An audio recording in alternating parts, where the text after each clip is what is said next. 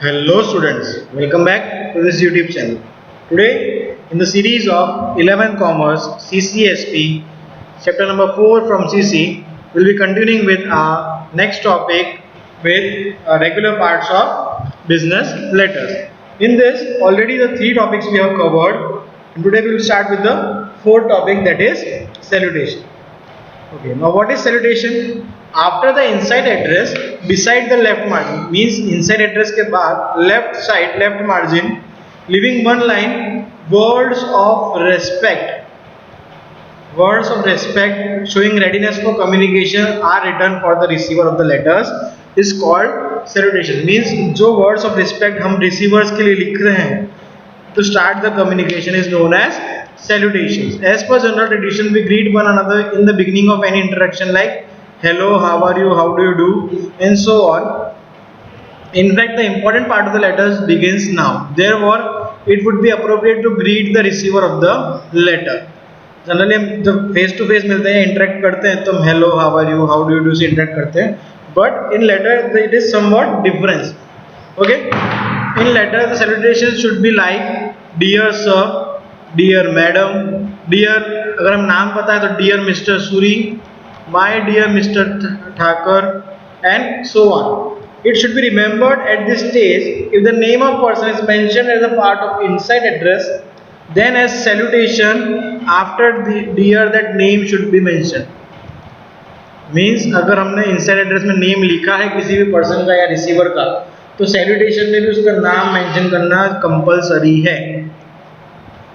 Okay, लेकिन अगर हमने नाम की जगह designation mention किया है, then sir और madam will work. For example, अगर हमने letter में लिखा है to Rakesh Suri, chairman ABC corporation limited, then salutation में होगा डियर मिस्टर राकेश सूरी या डियर मिस्टर सूरी या my dear mister Rakesh. Okay, लेकिन अगर हमने लेटर में इनसाइड एड्रेस में लिखा है to branch manager SBI branch, then we can start with dear sir, dear madam and so on. Okay, when the letter is addressed to some group, salutation will be gentleman. अगर group को लिखा हुआ letter है then it will be gentleman. and अगर British communication से लिख रहे हैं, ब्रिटिश मेथड से लिख रहे हैं, then comma should be placed after salutation. But if you are writing as per American standards, colon is placed. British में comma, अमेरिकन में colon. If we are written date as per British, then you have to write comma. If you written date as per American, then you have to write colon after the salutation. The other important thing about salutation is that it reveals the proximity or nearness in the relationship between the letter writer and receiver. Means आप जिसको letter लिख रहे हो वो आपसे कितना close है, कितना प्रॉक्सिमिटी है आप दोनों के बीच में, वो सैल्यूटेशन से पता चलता है. फॉर एग्जाम्पल, अगर हम किसी ऑफिशियल गवर्नमेंट को लिख रहे हैं या गवर्नमेंट इंस्टीट्यूशन को कॉरेस्पॉन्डेंस कर रहे हैं तो हम उसमें सर मैडम यूज करेंगे. ओके, लेकिन जनरल कॉरेस्पॉन्डेंस है तो हम उसमें dear sir, dear madam use करेंगे. मीन्स अगर हम ऑफिशियल लेटर को ऑफिशियल गवर्नमेंट को लेटर लिख रहे हैं जिसको हम जानते नहीं कौन है कौन नहीं है, तो हम सर मैडम यूज करेंगे. लेकिन अगर if you are writing a letter to your class teacher और to your principal, then you can use dear sir, dear madam. Okay, so when there is, और उससे भी अगर क्लोज रिलेशनशिप है, when you are writing to your cousin और when you are writing to your friend, then you can write my dear Khan, my dear so and so. Okay, so तीन तरीके से salutation use होता है. If it is unknown, unknown. If it is unknown, sir madam. If you are having general correspondence, you are known, dear sir, dear madam. If there is intimate relationship, close relationship, then you can use my dear so and so. Okay, so this way the salutation is used. Next important part of business letter is the body of the letter. Body of the letter is the theme of the letter is written immediately after the salutation, and the main part of letter is generally divided into three parts. Body जो है वो three parts में divided है. First one is introductory paragraph. Introductory paragraph में generally reference होता है अगर हमने पहले communicate किया है तो, और अगर पहले communicate नहीं किया तो एक introduction होता है. Okay, it works as a connecting chain, connecting link in the chain of correspondence. और अगर पहले communicate किया हुआ है तो वो reference होगा, अगर नहीं किया तो introduction होगा. Okay, then the main paragraph जो है वो लेटर का एसेंस होता है, हमने लेटर क्यों लिखा है, theme of the letter, okay. और प्रॉपर सेंटेंस पैटर्न यूज करना होता है, क्लियर सिलेक्शन ऑफ वर्ड होता है, एक अटेम्प्ट करना है कि जो हमने जिस पर्पज से लेटर लिखा है वो जस्टिफाई कर सके, okay. The sole purpose of drafting the letter is to convey complete and detailed information, then here it is presented in more than one paragraph or with bullets or even in a tabular form. Main paragraph को आप दो paragraph में भी divide कर सकते हैं, bullets में भी लिख सकते हैं, टेबल की जगह तो टेबुलर फॉर्म में भी लिख सकते हैं, okay. An attempt is made here to impart information in precise manner so that the reader gets equally well and his interest is maintained. In short, जो पर्पस है वो पर्पस फुलफिल होना चाहिए हमारा, जिस वजह से हमने लेटर लिखा है वो हमारा मेन पैराग्राफ पढ़ के रीडर को समझ में या रिसीवर को समझ में आ जाना चाहिए, okay. Next is concluding paragraph. Concluding paragraph clearly mention that what we expect from the reader और what we expect from the reader. It mentions clearly mentions that what he expects from the reader and move in the direction of ending the letter. He makes an attempt to convert the prospective customer into actual customer by giving some assurance. अगर किसी ने हमसे coat मांगा था, estimate मांगा था, उसको हम लेटर लिख रहे हैं, तो इस वे में लिखेंगे कि जो प्रोस्पेक्टिव कस्टमर है, जो कस्टमर हमारा बन सकता है, उसको हम एक्चुअल कस्टमर बना लेंगे। It should be noted that certain regular expressions are mentioned after third paragraph before the complementary clause. और कॉम्प्लीमेंट्री क्लोज से पहले और कंक्लूडिंग पैराग्राफ के एंड में कुछ एक्सप्रेशंस हम मेंशन करते हैं, तो जनरली हम गलत लिख देते हैं। For example, thanking you, which is incorrect. Correct one is thank you.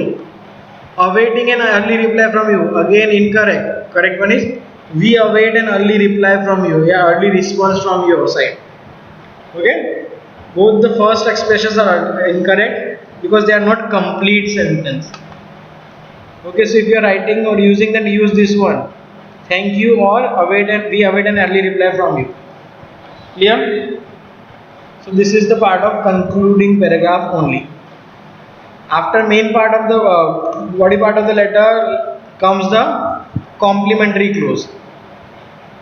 जैसे ही हम लेटर को ग्रीटिंग के साथ सैल्यूटेशन के फॉर्म में स्टार्ट करते हैं, letter begins with the greeting in the form of salutation, वैसे ही it should end with an appropriate expression complimenting the reader.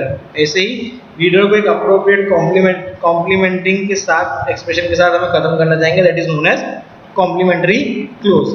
It gives the clear indication regarding the proximity and intensity of relationship between writer and reader. और complementary clause से हमें एक clear idea हो जाता है कि जो सेंडर है और जो रीडर है, रिसीवर है, उन दोनों के बीच की रिलेशन में जो कितनी क्लोजनेस है, कितनी प्रॉक्सिमिटी है, कितनी इंटीमेसी है, okay. As mentioned earlier, these two compulsory parts of the letters are interrelated. पहले ही बोला था, salutations और complimentary clause interrelated है, दोनों ही सेंडर और रिसीवर, राइटर और रीडर की रिलेशन की प्रॉक्सिमिटी शो करते हैं.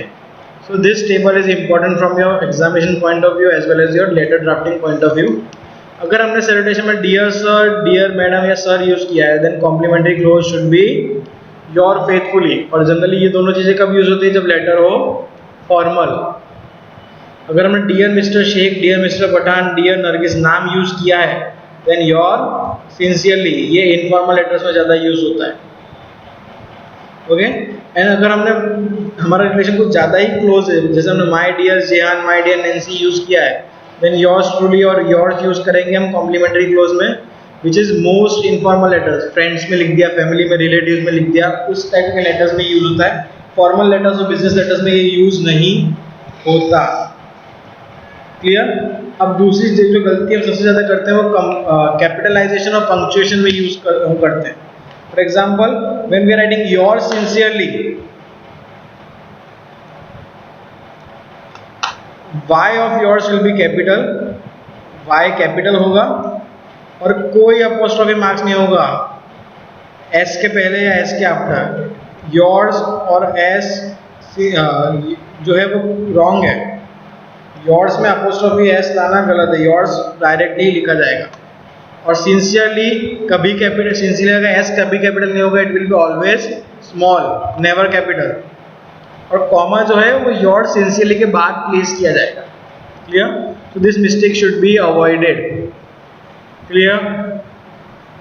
And the last part of regular part of business letter is signature.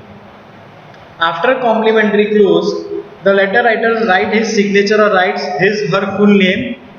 Complementary close के बाद जिसने लेटर लिखा है वो या तो खुद का या तो सिग्नेचर करेंगे या खुद का फुल नेम लिखेंगे या दोनों। In case he puts initial, अगर इनिशियल लिखे हैं और सिग्नेचर इलेजिबल, इलेजिबल मीन्स के वी कैन से हम रीड करके नहीं पता सकते किसका है। Okay, so in that next line the letter writer is expected to write name in bracket. Okay, या तो पहले ही खुद नाम लिख दे, फुल नेम लिख दे। अगर इनिशियल्स लिखे हैं तो नेक्स्ट लाइन में फुल नेम ब्रैकेट में लिखा जाए। The signature authenticates the letter, the matter express in the letter and sincerity of the writer. Signature से पता चलता है किसने लेटर लिखा है, कितना ऑथेंटिकेटेड लेटर है और सिंसियरिटी, राइटर की सिंसियरिटी क्या है उस लेटर के regarding. Okay, it clarifies that writer endorses content of the letter wholeheartedly. इससे ये भी पता चल जाता है कि जो राइटर ऑफ द लेटर है वो पूरे दिल से जो कंटेंट है वो खुद मेंशन कर रहा है। Okay, the signature is generally hand written. Signature hand written ही होता है generally. If computer letter generated है और उस पर हैंड रिटन सिग्नेचर नहीं है तो digital signature can be used. Some examples are there. For examples, your faithfully JM McMahon, name in the bracket. Okay, ये कब होता है? जब एक ही ओनर है बिजनेस में। ओके, लेकिन अगर पार्टनरशिप फॉर्म है तो your faithfully MK Sunil Raj, ये सोल ओनरशिप में। लेकिन अगर पार्टनरशिप फॉर्म है तो your faithfully for single transport Munna Singh Yadav. किसके लिए लिखा है, किसके बिहाफ पे लिखा है? सिंगल ट्रांसपोर्ट की बिहाफ पे मुन्ना सिंह यादव ने लिखा है। Okay, so this are the examples of signature. लेकिन स्टूडेंट्स, सिनेरियो क्या होता है कि जितनी बड़ी बड़ी ऑर्गेनाइजेशंस है उसमें ऐसा होता है कि हमने सेक्रेटरीज या PAs अपॉइंट किए होते हैं for letter drafting, for communication purposes. कोई मैनेजर लेवल का क्रेडेंशियल है, मैनेजर लेवल का एम्प्लॉय ऑफिसर है, कम्युनिकेशन उसके बिहाफ पे होगा, उसको ही करना है। लेकिन उसके पास इतना टाइम नहीं होगा वो खुद लेटर ड्राफ्ट करे। इसलिए होता क्या है कि उन्होंने किसी और को बोल के लेटर ड्राफ्ट करवाया होता है, किसी को लेटर ड्राफ्ट के लिए रखा होता है। तो उस टाइम पे, उस बिहाफ पे what we use a per pro signature. Let us see what is per pro signature. एक नई चीज है हमारे लिए, per pro signature और per procurationum. When a person who holds a higher post in a firm or institute is going to remain away from his or her duties, then the person, keeping in mind the promptness of the routine official work of the company, officially allows another person to sign on his behalf, of course after completing a legal formality. At times, head of different departments officially provide right to sign on their behalf for certain routine correspondence. In such cases, power of attorney is given for signature for procurationum. This proxy signature arrangement necessarily requires prior completion of legal procedure. Per pro signature is written in the following way. तो समझ में आया क्या है per pro signature? क्या है? जब कोई हायर पोस्ट का इंडिविजुअल या पर्सन उसकी ड्यूटीज से बाहर रहने वाला है या फिर वो अवेलेबल नहीं होने वाला उस टाइम पीरियड के लिए, एक legal procedure form, legal formality complete करने के बाद किसी दूसरे अनदर ऑफिशियल पर्सन को उसके बिहाफ पे साइन करने की परमिशन दे सकता है, लेकिन वो सिर्फ लीगल फॉर्मेलिटीज पूरी करने के बाद। और कोई हायर ऑफिशियल्स रूटीन कॉरेस्पॉन्डेंस या डे टू डे कॉरेस्पॉन्डेंस जिसमें ज़्यादा लाइबिलिटीज अगर नहीं होती, उसके लिए पावर ऑफ अटॉर्नी साइन करके किसी और को पावर दे सकता है उसके बिहाफ पे साइन करने के लिए। That is known as per प्रोक्यूरेशनम और पर प्रो सिग्नेचर। उसको हम नॉर्मल लैंग्वेज में प्रॉक्सी सिग्नेचर भी कहते हैं। ओके, दोनों केसेस में legal formations, legal procedure fulfil करना कंपलसरी है। ओके, वो पर प्रो सिग्नेचर कैसे लिखा जाता है? Let us see. Yours faithfully PP per pro the Oscar chemicals RM Parmar manager sales. Means Oscar chemicals के बिहाफ पे RM Parmar manager sales sign कर रहे हैं। Okay, for writing per pro signature में हमेशा PP पहले मेंशन करना जरूरी है। Clear? So students, this were your regular parts of business letters. In future videos we will try to cover occasional optional parts of business letters.